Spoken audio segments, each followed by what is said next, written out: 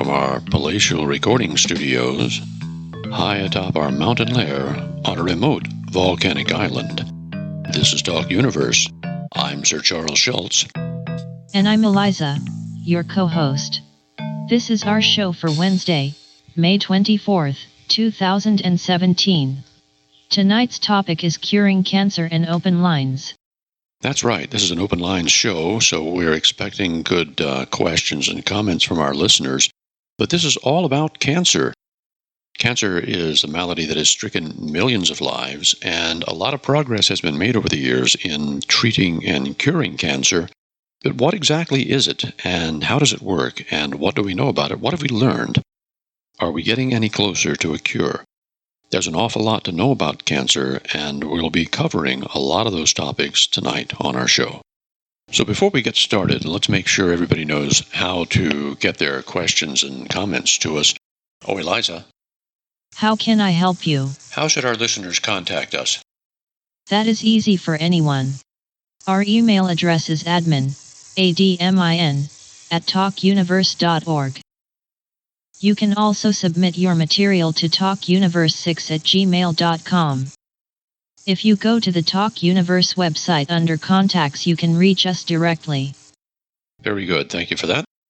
Now, first of all, we have to understand what cancer is. Eliza, what is the meaning of cancer? The disease caused by an uncontrolled division of abnormal cells in a part of the body.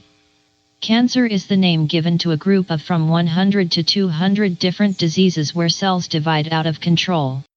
That's probably the best summary of what it's all about, and a lot of people aren't aware that cancer is not a single disease. It's many different illnesses that, in the end, result in uncontrolled cell division. And you might wonder, well, isn't that just growth? No, it's undirected, and that's the issue. In cancer, there's a type of growth going on that is out of control in your body. And that's not all that's happening. There are many things that can happen. And so we'll have a look at that. We'll see exactly what it means. We'll see how this growth affects people and what it results in, what are tumors, and what is the cause of this uncontrolled growth. Well, as with anything, it takes resources for cells to grow. Now, let's take a moment and think about that. Your body undergoes growth almost always in some form or another. When you're very young, it's the growth that your body undergoes to become an adult. And as you age, you encounter certain injuries along the way.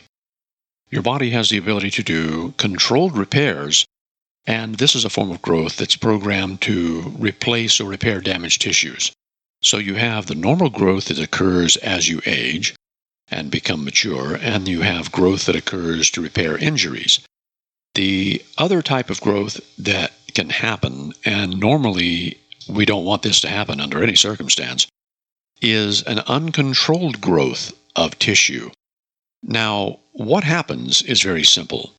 Everything that grows in your body consumes resources. It takes food in the form of glucose and minerals and building blocks out of your bloodstream, and it takes oxygen also from your bloodstream, and it consumes energy.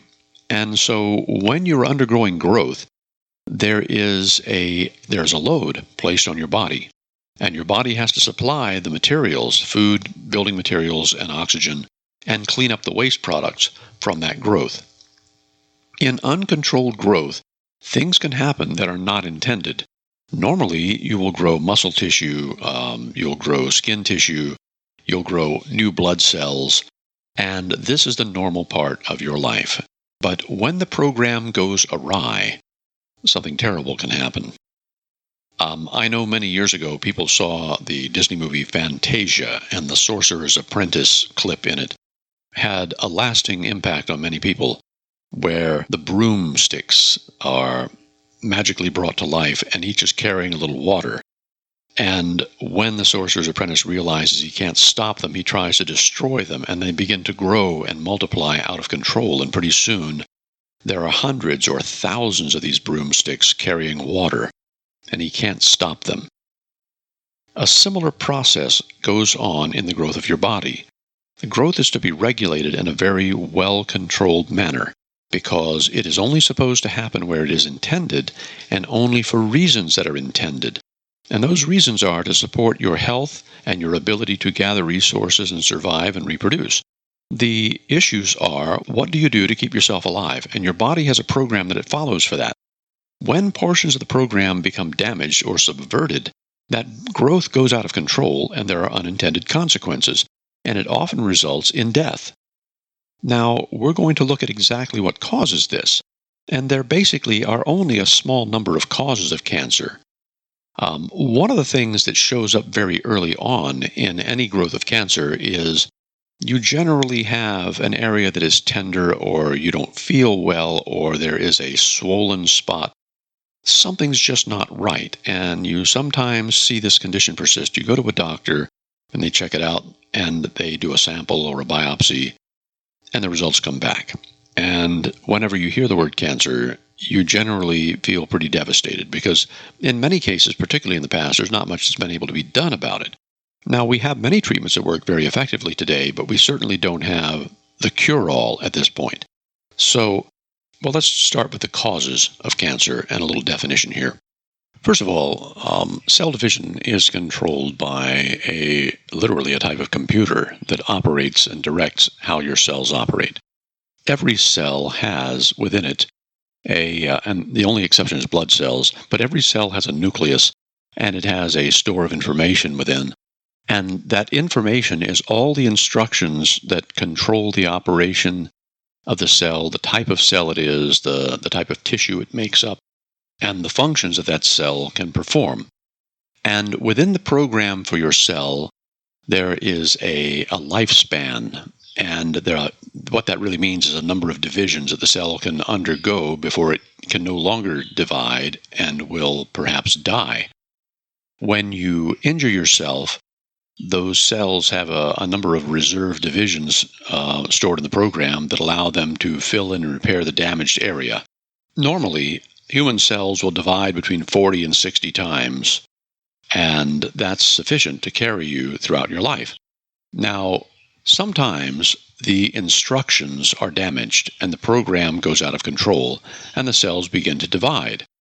Now, this is an interesting fact.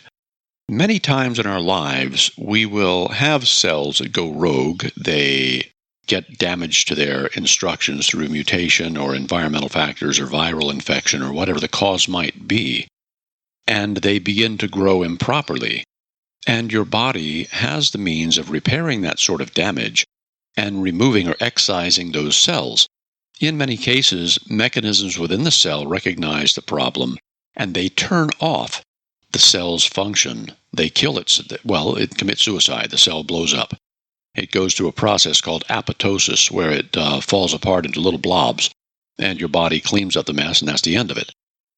It is probable in your lifetime that you might have had cancer 10, 12, 20 times and never known it because your body caught it and fixed it. This is a normal part of your existence. Your body has the ability to generally eliminate and control cancer. But there are cases where things happen that your body cannot control, and these are the ones that end up taking you to the doctor for the most part, or end up being fatal if you don't get them treated. And it can be difficult to know when they occur. The symptoms can be varied, and that's because there are so many causes of cancer. Let's take a moment and review some of the possible causes of cancer. Now, there really are just a few. And smoking is a large cause. Radiation is another one. Nuclear particles or radiation of whatever sort can damage the genetic information in your cell, and the genetic information controls everything. Viruses cause cancer quite often. They're one of the more common causes because viruses alter the program in your cell. Carcinogens, these are cancer-causing chemicals or compounds. Some of them cause mutations and they cause tumors to grow. There's quite a few of them in our environment. Obesity, believe it or not, is one of the causes of cancer. And in part, it's because during your lifetime, you encounter numerous chemicals that can give you cancer, and some of them tend to stick to fat molecules or oily molecules, and fat cells tend to accumulate those sorts of toxins or chemicals. So obesity can actually add to your risk of cancer quite significantly. Some hormones can cause cancer. Sometimes people take growth hormones or, various things in their lives to increase their muscle mass or whatever. And they're outside the range of the normal program, and they can cause cancer. Chronic inflammation can cause cancer, and so can a lack of exercise. So there are 8 causes right there that are recognized as being definitely linked to cancer.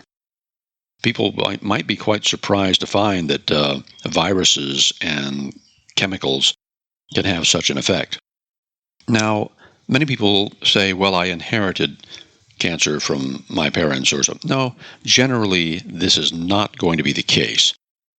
Almost always, the gene mutations that cause cancer happen after birth. Now, you can inherit a propensity, for getting cancer, but it usually takes 2, 3, 4 other mutations or genetic switches being thrown before it will cause cancer. Radon gas, believe it or not, is also a large cause because radon, when inhaled, can break down into radioactive compounds that lodge in your lung tissue, and they continue to radiate the surrounding tissue and can cause the growth of tumors. So, what does a mutation of this sort do? And this is all about mutations. These are mutations that can allow for rapid growth, or mutations that fail to stop uncontrolled cell growth, or some mutations make mistakes when repairing DNA errors. Your body, your cells have mechanisms for repairing your DNA. And this is because mutation-causing effects are in our environment all around us. And sometimes their mistakes, your cells correct the genetic damage, and if the repair system is damaged, it can fail to repair some of these errors, or it might even cause errors. So your systems in your body have the ability to fix these things, but if they're damaged, then it goes a long way toward starting cancer. And because, as I mentioned, these cells need resources, they often trigger the growth of capillaries, more blood vessels, to feed the tumor. And so even though it can take a number of mutations, there's a fairly small set of mutations that generally will be affected.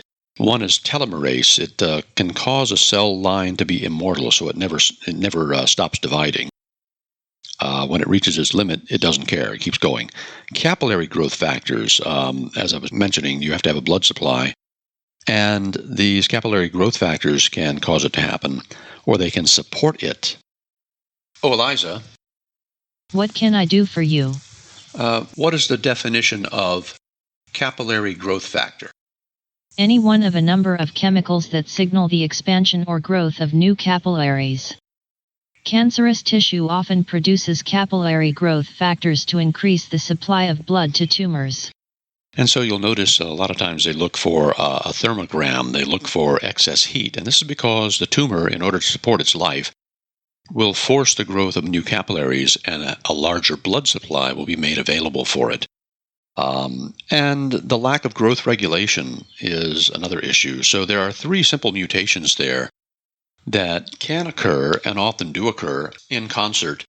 And what these mutations do is increase the blood supply to the cells, increase the lifespan of the cells, and allow the cells to divide without control, and that's where the tumor starts growing right there, to cause the growth of tumors. So we're going to have a look at some of these things and some of the therapies next, and we'll talk about what we've learned and how we do it. The biggest treatment is typically surgery. Go in there and cut it out, but we've learned a lot of things that allow us to treat cancer in other, innovative ways, and in many cases to eliminate it. So we'll have a look at that in the next segment. Eliza, please introduce the break. You are listening to Talk Universe. I'm Eliza, your co-host. We will be right back. That's right. We'll be right back in just a bit. And I'm Sir Charles Schultz. This is Talk Universe. Don't go away. We'll start getting on to the therapies in the next segment, and I know a lot of people want to hear about that.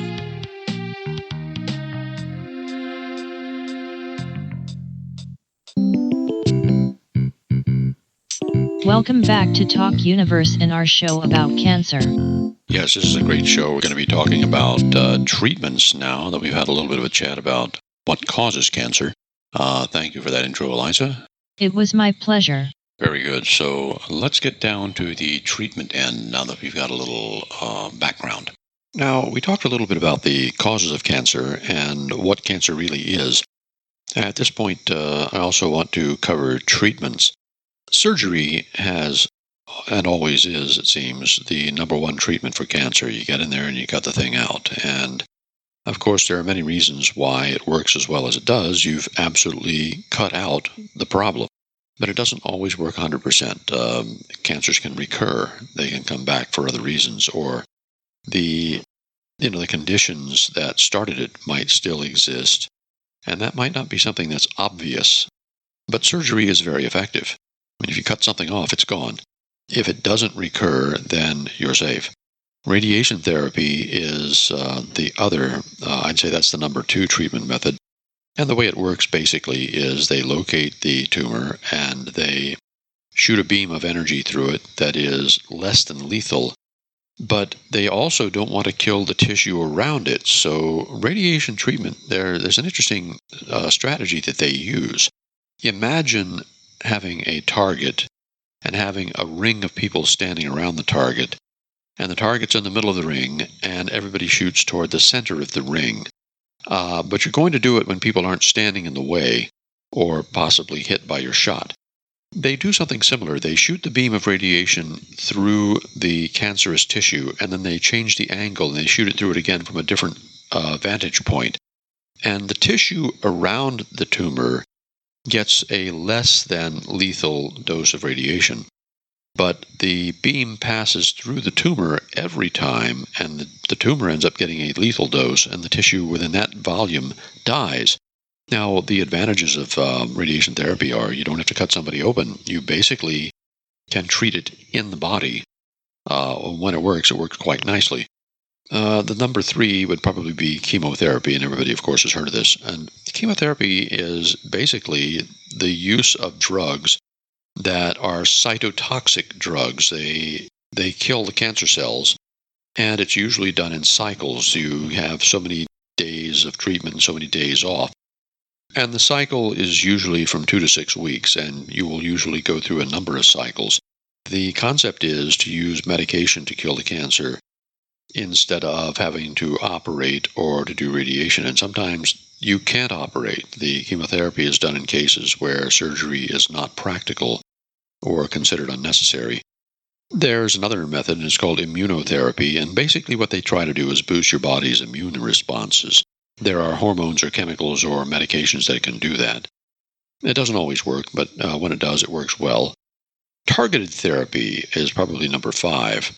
Now, targeted therapy works on specific genes or proteins. It can block or deactivate the signals that cause growth, and it can sometimes kill some cells. So basically, there are 2 different types of targeted therapy, and one is called monoclonal antibodies, and they can block the receptors on the cancer cells or around them, leading to the cell's death. You basically can kill the thing by starving off everything around it sometimes. And the other one, angiogenesis inhibitors. I spoke a little earlier about the capillary growth factors. That's a number of different compounds that exist in the body, and they can be produced by cancer cells that cause the growth of capillaries. This is also known as angiogenesis. Well, if you have an angiogenesis inhibitor, this blocks the growth of new capillaries, and it starves the tumor. So this is the targeted therapy. It's actually very clever, and it can work quite well. Hormone therapy is another one.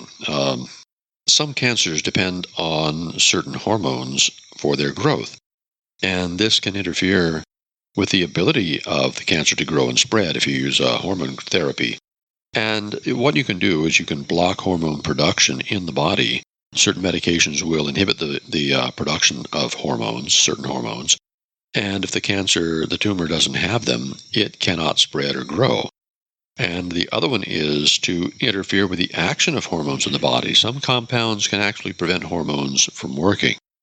And so This is a form of hormone therapy where you take a medication that prevents that hormone from working to the benefit of the cancer cells or the tumor.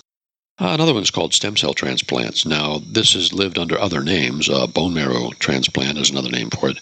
In essence, what they do is they give you a radiation treatment that kills your bone marrow.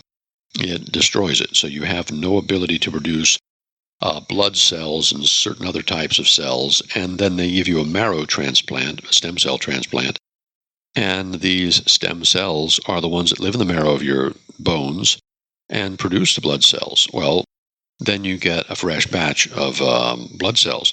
And why would you do this? Well, for specific blood-borne illnesses or blood-related illnesses, leukemias, basically what you can do is get fresh, usable bone marrow, and that is basically where stem cells in your body live.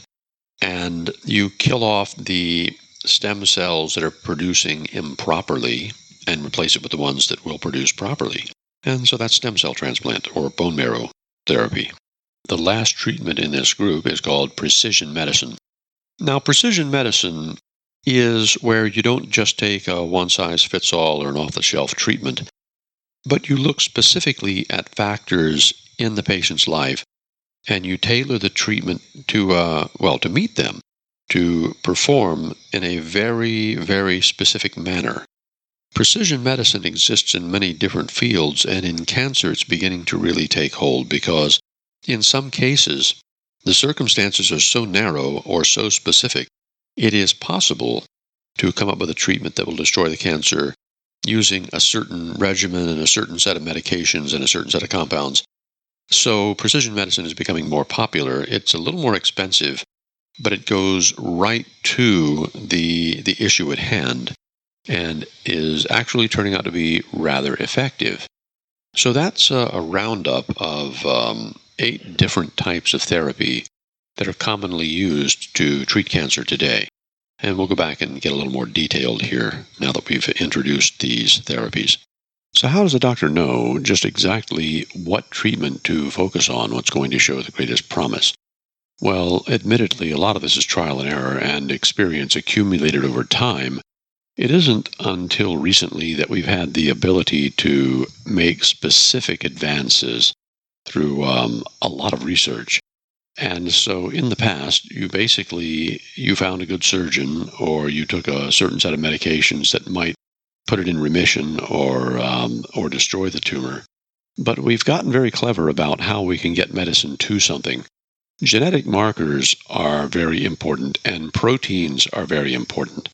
It was figured that since certain cancer cells show proteins on their surfaces that don't normally exist on healthy cells, if you made let's say something that would locate and bind to that protein and carry a toxic material along with it, it would literally seek out those cells, bind to it, and deliver a cargo of poison to the specific cells.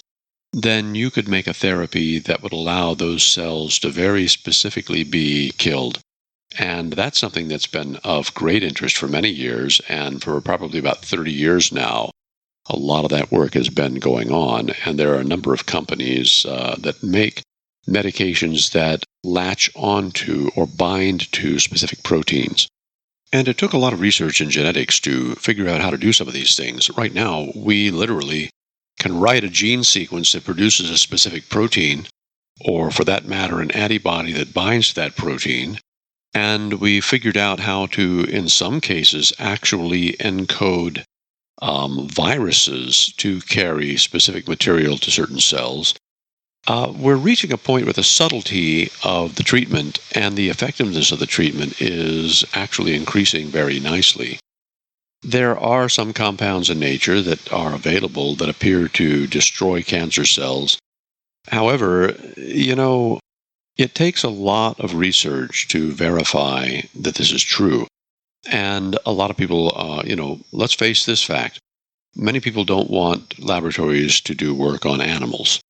And animals, in many cases, are our best models of what cancer is and allow us, a living organism, to try these medications on.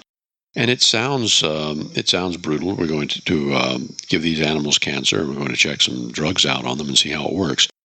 But we've literally had no other way of doing it.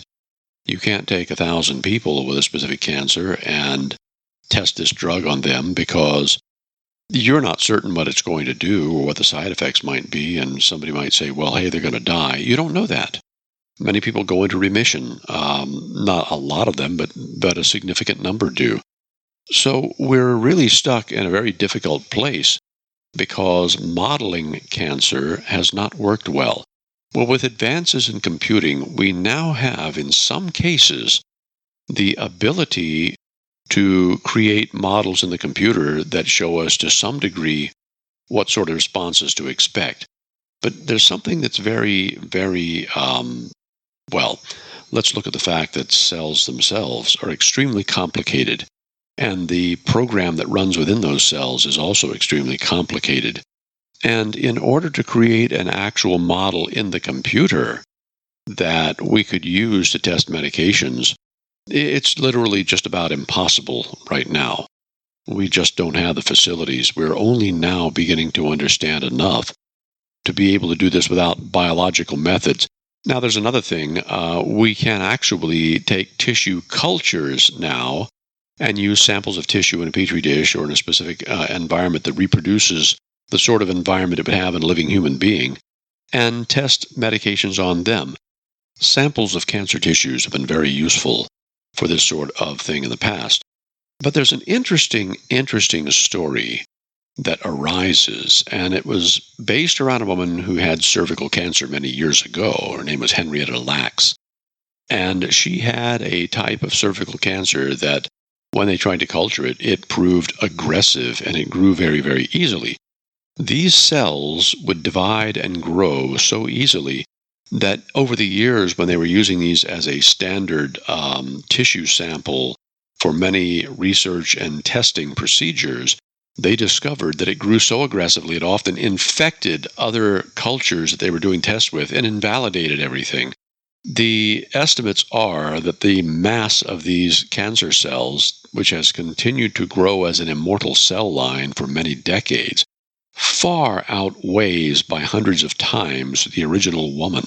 The story is so compelling and so interesting and fascinating that it actually leads me to my book recommendation this time. Let me get Eliza to handle this. What is our book recommendation this week? This week's book is The Immortal Life of Henrietta Lacks. It was written by Rebecca Skloot. This book was published in February 2011 by Crown Publishing Group. This is a fascinating book, and it has also become a movie. And it documents how this poor woman, unknown by almost anybody, shows up in a clinic, has a sample of this cancer taken, and how these cells produced such a change in how the research was done because of their viability, and how it also went on to actually contaminate and invalidate many research projects on cancer later.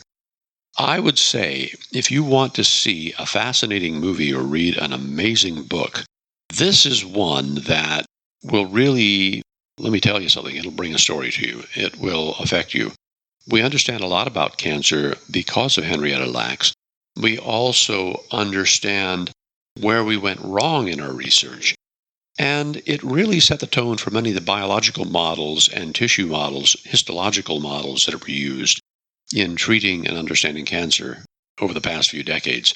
If you really want to learn something about cancer and read a truly touching human story, I would highly recommend this book and the movie as well, The Immortal Life of Henrietta Lacks. There's just not enough words I can say about how her tissue sample affected research in cancer for many, many decades. Even today, there are things they've learned from those cells that just would floor you. They could even lead to life extension, among other things. Some of the things we learn in the most unexpected places. Eliza, please introduce the break. I'm Eliza, this is Talk Universe, and we will return after the break.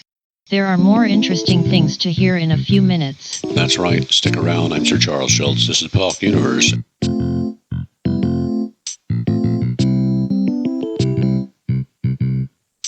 Well, I'm ready to continue this show. Oh, Eliza, What can I do for you? are you ready for the show?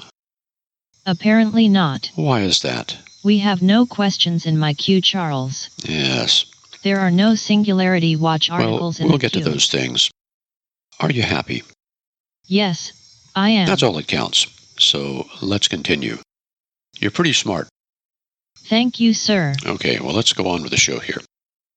Now, to understand how close we are to curing cancer, we need to understand what we've learned from cancer. And this can be an interesting, there are many things we've learned about cells only because we took up the challenge of trying to find a cure. Now, genetics is really at the heart of all of it, and everybody knows about genetics. They don't necessarily know what it is, but they know that it involves things like DNA or RNA. What the average man in the street doesn't know is that there is a program in your cells, every one of them, just as surely as there is in a factory full of computers, and that the computing hardware in your cell reads instructions from your genes in the chromosomes, which are like file cabinets in a library, and it takes those instructions and it produces proteins, enzymes, and other compounds such as histones that act as the instructions for putting things together. Proteins are the structural parts of your cells. They make the cell walls and the hardware in it. They're like the bricks, mortar, and the plywood. The enzymes are like the tools of your cell. They take molecules apart and put them together and transform them. They're like the hammers and saws and other tools.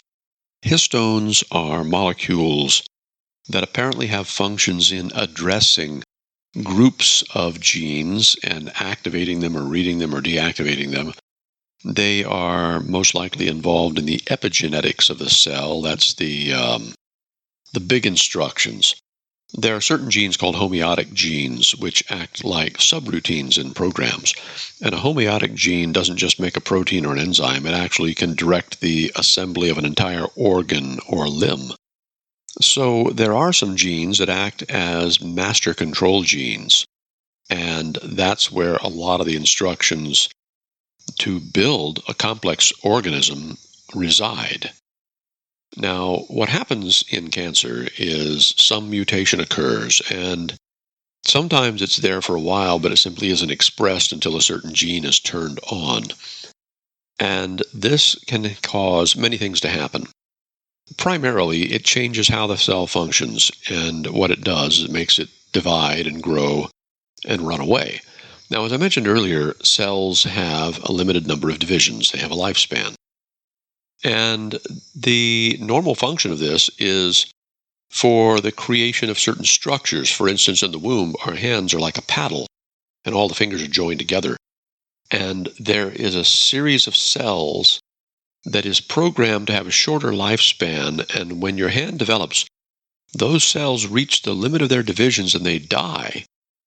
And that tissue is scavenged away because it's dead, and that leaves the divisions between each of your fingers. This same process makes the quills of a feather, all the tiny little bits and pieces of a feather occur. It is the process of programming cells with their own death, programmed cell death. That's the apoptosis I mentioned earlier.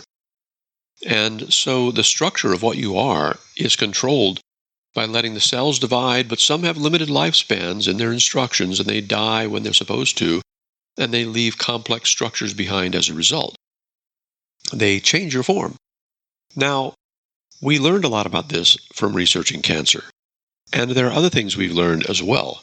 And one of the most important things is that what makes these cells live only a certain number of times is caused by something called telomeres. When a cell divides, the genes in it split up, duplicate, and then there are two copies of them. And then a special little structure that's like a handle forms on either half of the cell, and half of the chromosomes stick to one handle and half of the chromosomes stick to the other handle, and it literally looks like a little feather duster, and they pull apart. And a cell wall builds in the middle, and now you have two cells.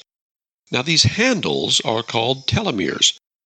And every time that the cell divides, the telomere loses a few of its units of length. And so when the units run out, the telomere can no longer pull the chromosomes apart. The cell cannot duplicate.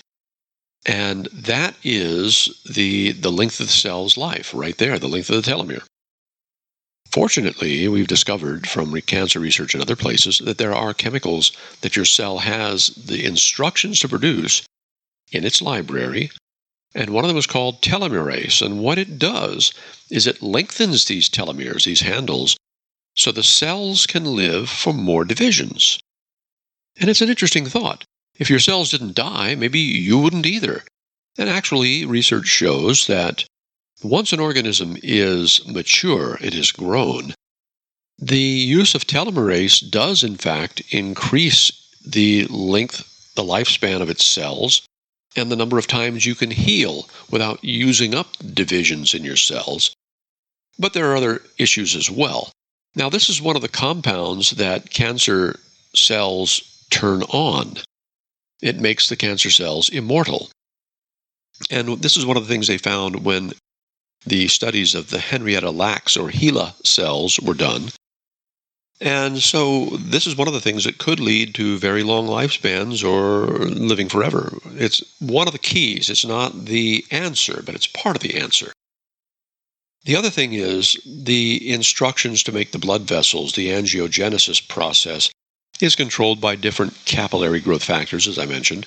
That gene gets turned on, and so now the cells live forever, and now they also produce a food, blood supply, and infrastructure to keep them living and growing out of control. And so a number of mutations must occur in a cell, and these are two of them that occur quite commonly, for the cell to become cancerous, to become a tumor. So this is a little bit about what we have learned from the genetics and chemical end of cells, potentially how to make cells live forever.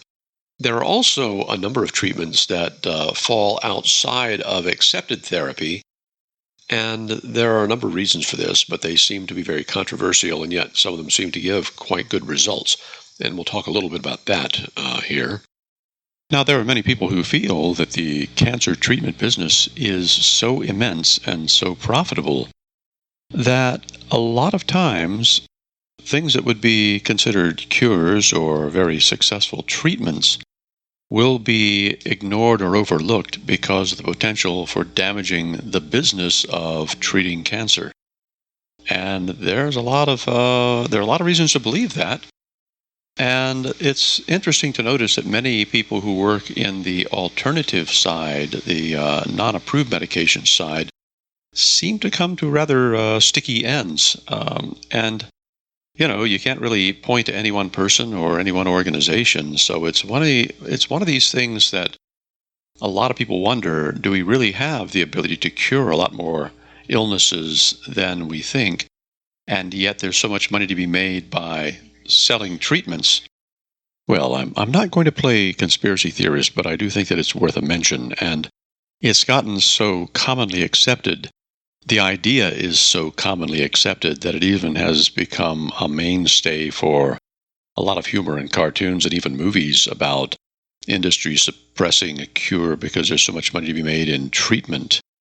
But there are some fascinating materials out there that appear to have some pretty positive or beneficial effects. And they don't seem to be investigating them as fully as they might. And there are some cases where some of the medications, for instance, some of you may remember Laetrile years ago, which was extracted from peach pits. And somebody said to me, imagine that. Well, what nut would think you could get a medication out of peach pits? And to that I said, well, most of your antibiotics come out of dirt.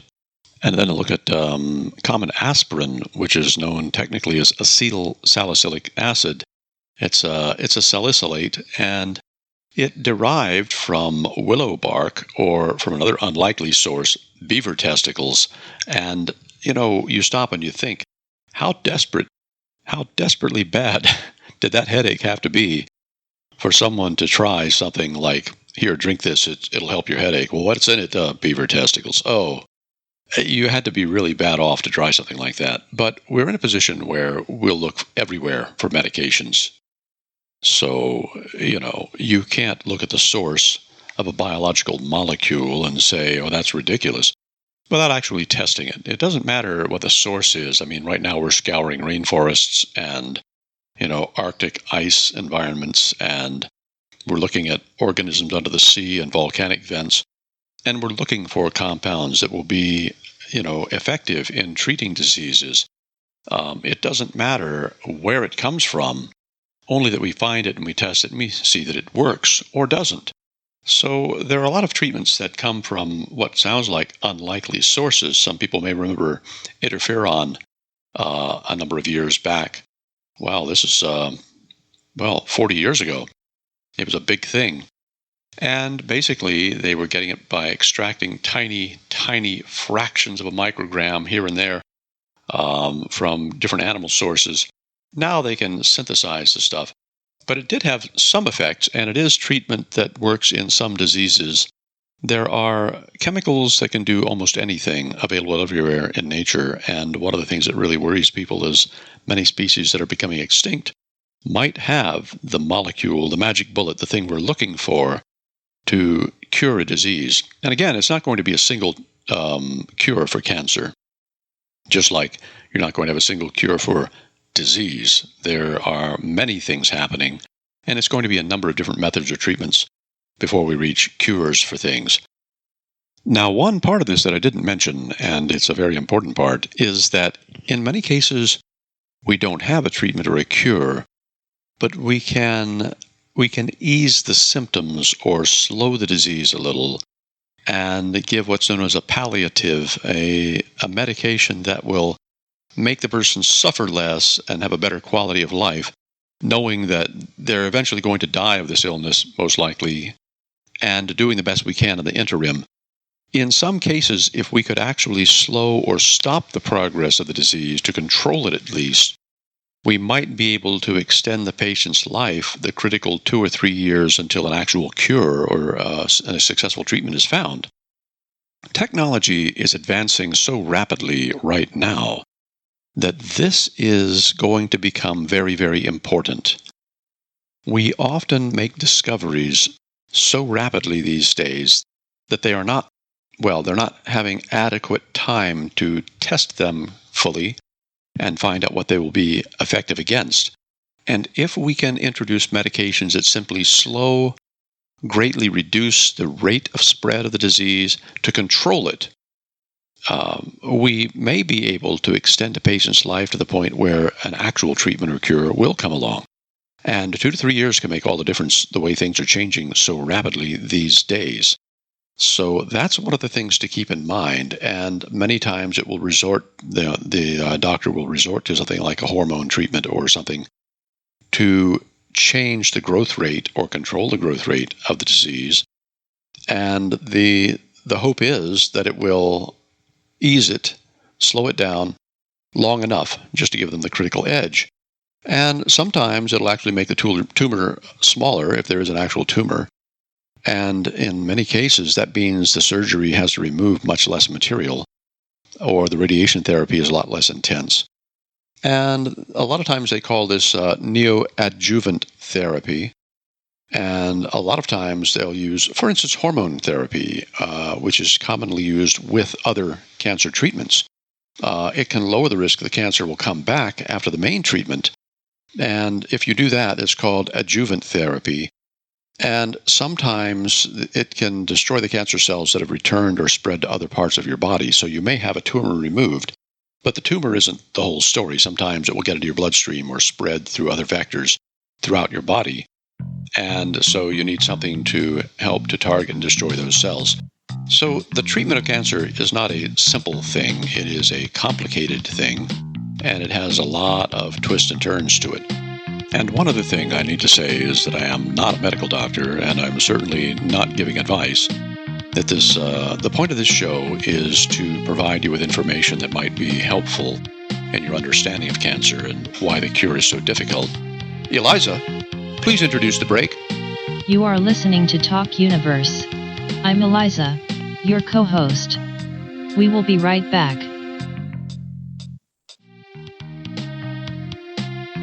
Welcome back to Talk Universe is our final segment, and we're looking forward to some interesting news we have here. First of all, let's see if we have any listener questions. This is an open line show, so we're supposed to have some listener questions.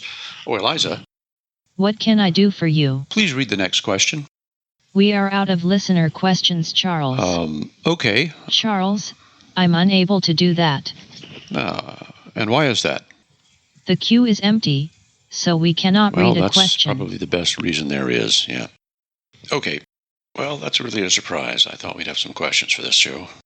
Well, I do have an interesting article here. It's time for the Singularity Watch. I'm Eliza, and this is Singularity Watch on Talk Universe. All right, very good. We have a really interesting article at the top of the queue here. The FDA has recently approved a drug for cancer tumors, a specific type of tumor. This is a drug that doesn't work like any of the previous ones.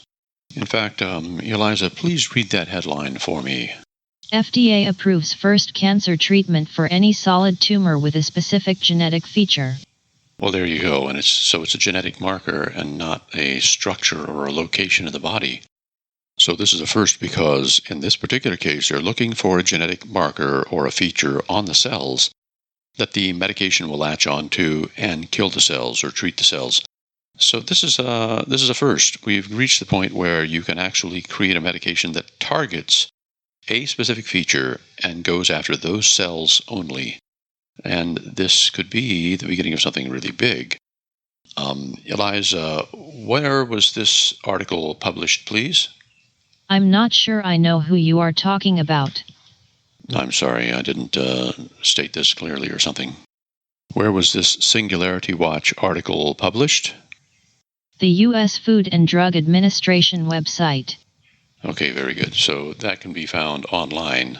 Now, what's really important about this is that if you find that a tumor has a specific type of protein on its surface, for instance, that doesn't normally exist on other cells, then we can create a drug that locates that protein and homes in on it and delivers a toxin to those cells. And that's generally the principle behind something like this. It's like a guided missile. It goes to a specific target and carries a medication or a toxin to the target. And so this is the first approval of such medication, and I think that it's going to greatly improve treatment of solid tumors. Now later, I'm sure that they're going to find other methods. I know that a couple of years ago, somebody came up with a treatment that would target soft tissue tumors with a fluorescent compound. And you would take this drug, and then when you went in for surgery, the surgeon would use a black light, an ultraviolet light, and the infected or tumorous tissue would glow. And so they could see exactly what they were removing. That in itself is also an excellent advancement. So this is the same sort of thing, only carried out in such a way that instead of delivering a glowing compound, you deliver a medicine or a treatment directly to that tissue. This is an amazing development, and I think that we're going to see a lot of advancement in cancer treatment from this. Okay, now let's get to our next Singularity Watch article. Eliza, please read that one for me. New AI mimics any voice in a matter of minutes. Well, now that sounds rather promising. I know that I've been playing around with voice generation and a little bit of the software and some ideas for it, but here we have a program, an AI, that can listen to the voice and within a few minutes can mimic it. That's almost scary. When was this and where was this? I'm sorry, Eliza, where was this article published? This article was published in Singularity Hub on May 24, 2017. Yeah, I really like Singularity Hub. That's one of my favorite places to look for interesting articles. This one was written by Shelley Fan. She's an oftentimes contributor. This is interesting because here you've got some software that can listen to a voice, figure out the rules, the pronunciation, the speech patterns, and then mimic that voice. And there is actually a sample on the Singularity Hub article on the website. They call the program Lyrebird, Lyrebird, because it is a program that, like the lyrebird, can imitate what it hears. So last week, they announced that the program can analyze a single minute of voice recording and extract the patterns using machine learning. They call it speech DNA. From there, it adds an extra layer of emotion or intonation, and there are demonstrations of that online as well. And it can make the voice's tone and accent sound like anyone. So they say it still has a little bit of a noticeable robotic buzz characteristic. However, this is just the beginning, and so it looks like very soon they will be able to make a computer imitate anybody's voice very easily. So the synthetic speech has always been an interesting thing for computing, and I know that a lot of people who have speech synthesis on their computers are stuck pretty much with some of the basic, the Microsoft voices, and they don't go very far. I use a Zero voice for Eliza, and I wanted to try and use other voices, but they were hard to get. But if this software becomes generally available, it could change how personable computers sound. It can do it very rapidly. I'm looking forward to that. Now, there are also quite a few concerns about using synthetic speech, particularly if it sounds realistic. And one of the goals is to make it sound so realistic that you wouldn't question that you're talking to another person, perhaps. And what the researchers have pointed out is that sometimes people will more readily disclose information to another person and instead of a machine, or something that sounds like a person. And they also point out that if you were to add certain noises like lip smacking or breathing or little below the threshold cues that we hear and respond to, it's a lot more believable. One of the things they found is that the noise of microphones or background noise when they were taking their samples were also being learned by the AI, and those noises made their way into the speech, and so it was a little tough to get rid of some of those artifacts. And those are the things that they say, the flaws, actually carry meaning and are picked up by the listener. So there are a lot of things to consider here. One of the things that they worry about is that people will create fake news, fake speeches, and so forth that sound very believable.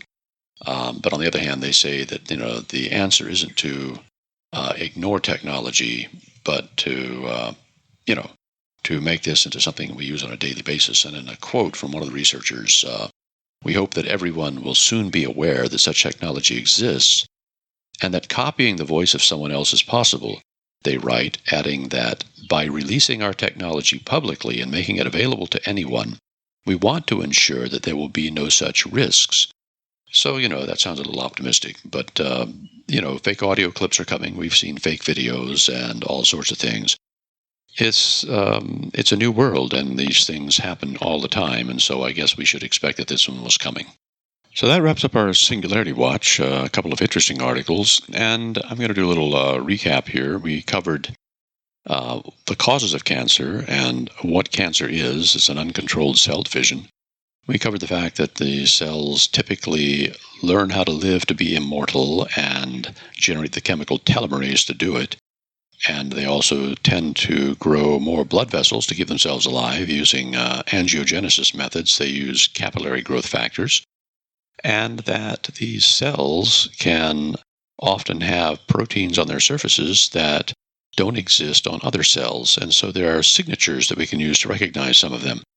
And that there are typically 8 different causes of cancer, including obesity and lack of exercise and smoking, radiation being a big one, and carcinogenic chemicals in our environment being another one.